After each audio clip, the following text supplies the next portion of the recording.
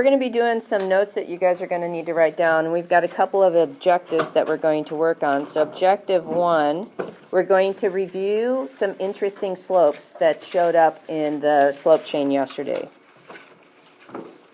And I'm going to call them unusual.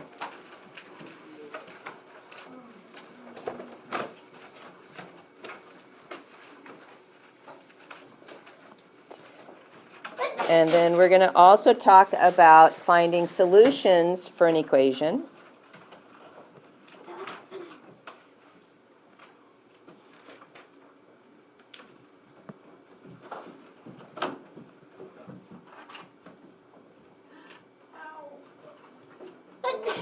Bless you.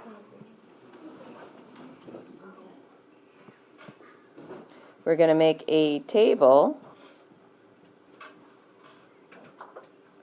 of solutions.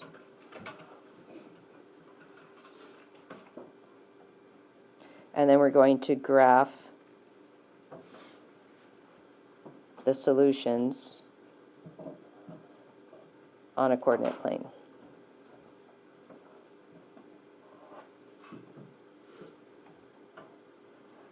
Okay, so most of this should be somewhat of a review.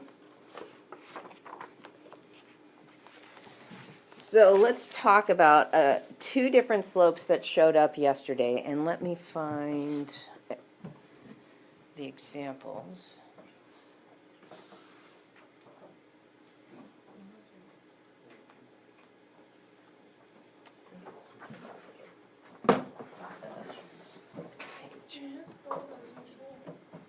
Will you be here? Will you be here after?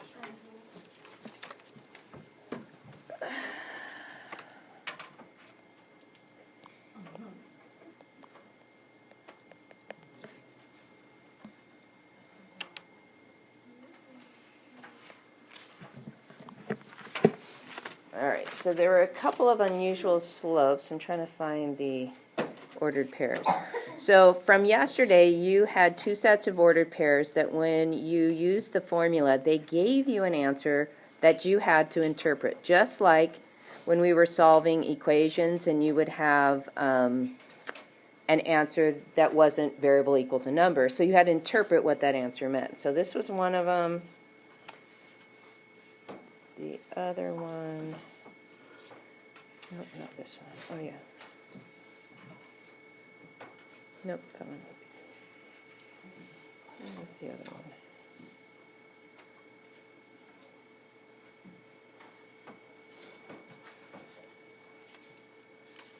Where's this one?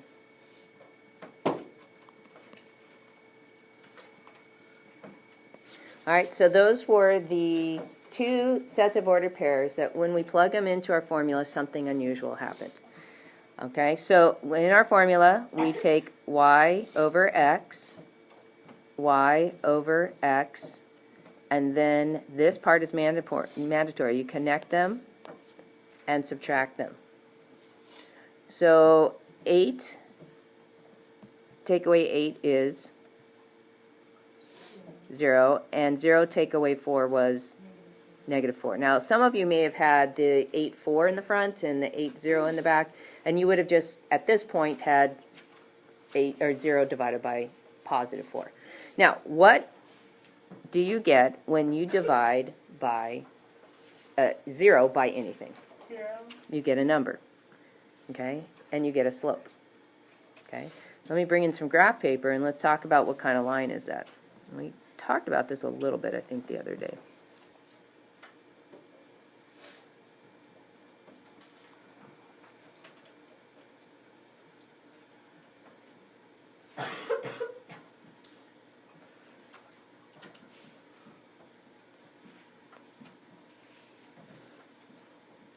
So we have x-axis, y-axis. We're going to number every other tick mark. So on this one we had 0, 8. Oops, didn't go far enough. Sorry. Need to go one more. Oops. There's 8. So we did 0, 8, and we did 4, 8. And what kind of line, and don't tell me straight, what kind of line did we get when the slope was 0? What do we call that kind of line? Horizontal. And we had talked about this one in particular, that a horizontal line will always have a slope of 0 because it takes 0 effort to walk across a horizontal surface. Right? Now let's do formula over on this side. And we're going to have slope is y over x, connect and subtract. And on this one, we get m equals 1 over 0. And what do we get when we divide anything by 0? What did you find out was the answer when you did that chain problem? It was undefined. And the reason why it's undefined is because here you're asking to divide by 0. And that is the only thing in math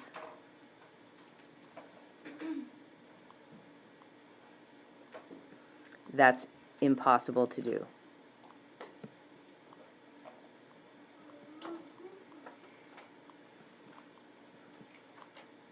So what we say in mathematical terms, if something's impossible, we say that it is undefined.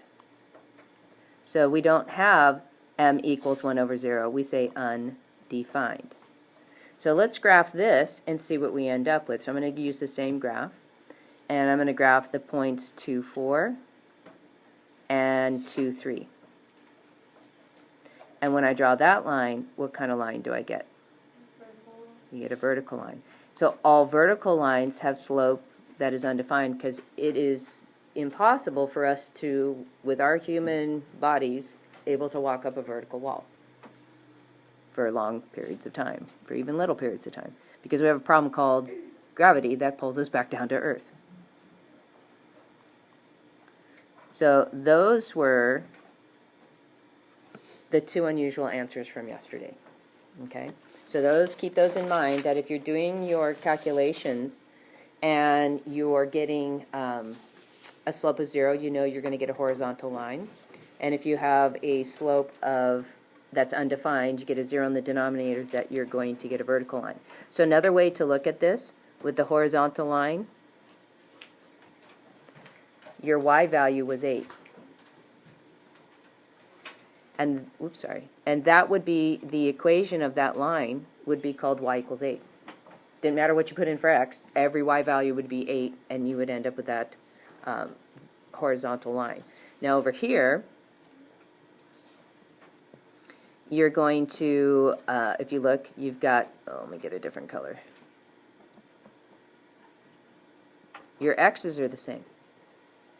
So it doesn't matter where on that line, you're always going to have an x of 2. So this equation is called x equals 2. There's only one variable that's involved in that. Okay.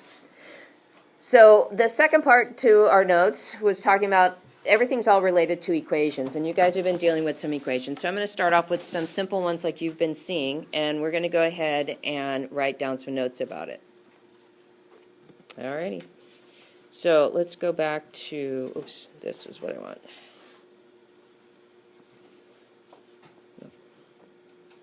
So we had talked about some equations that had a constant rate of change, and they were very simple. They looked something like this. So a solution for this equation would be an x value and a y value that together would make this true.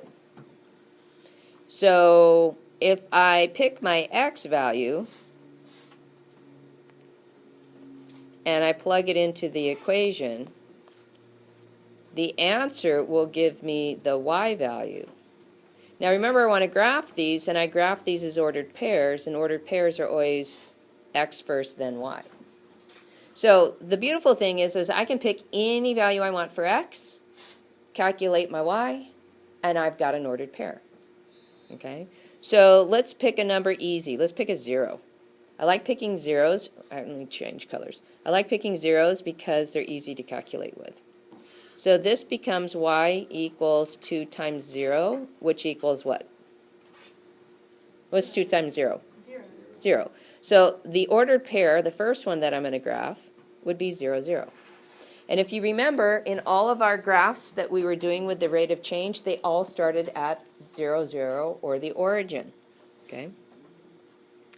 Let's pick another point. Somebody give me another point to choose, another x value. 2. I heard 2 first. Yeah. So then we get y equals 2 times 2. And what's 2 times 2? 4. So notice that second column in my table is really where I'm doing my math. Okay? Because to do it in my head is where the mistakes come. So then I have 2, 4. And then let's pick, this time let's pick a negative one. So we just have some. Ooh, say again? -8. Now remember, you have to graph this. So a little hint, I tend to choose the smaller numbers, but that's okay. What's 2 times -8? -16. So this ordered pair would be -8, -16. Okay, ooh, yeah. Do you have to put y equals 2 times -8? Well, that's where you're getting the understanding of what's happening in that column. So generally, I would say, yeah. All right, so let's see if I can graph this one. Oops.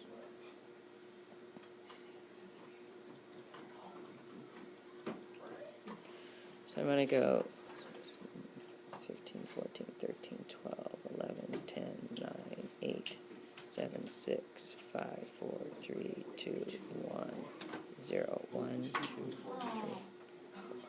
3. Whoa, look what you made me do.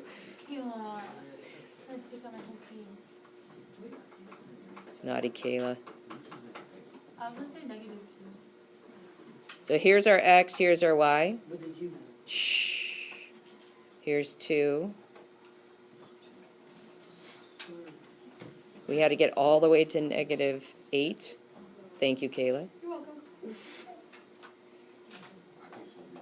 So keep in mind what you're seeing here and what you should be copying is what a good graph looks like. A good graph, and this is written in the standards, needs to be accurate and precise. You need to label your x-axis x and your y-axis y.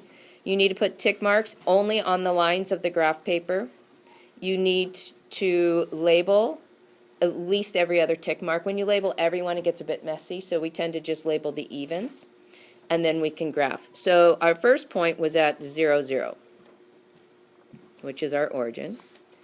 Our next point was at 2, 4. You're not going to actually need graph paper unless you want to do it with your notes, because you're going to get homework tonight is going to be graph paper already there. And then we go -8 all the way down to -16, which takes us here.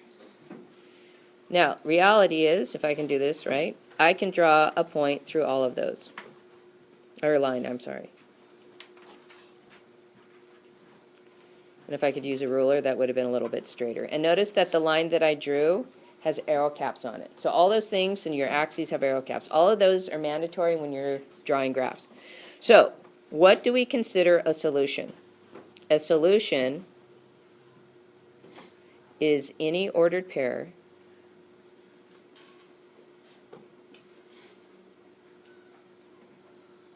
that makes our equation, or makes the equation true. So what's on the left equals what's on the right.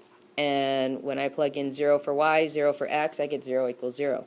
When I plug in 2 for x and 4 for y, 2 times 2 is 4, I get 4 equals 4. When I plug in -8 for x and -16 for y, 2 times -8 is -16, -16 equals -16. So that's, all of those are solutions. So what you're going to be working on today is creating solutions and writing them in the tables, and then taking those solutions and graphing them and connecting them with a line. And they should form a line. If they don't form a line, that basically tells you that you did something wrong. Okay? So that's what we're going to do.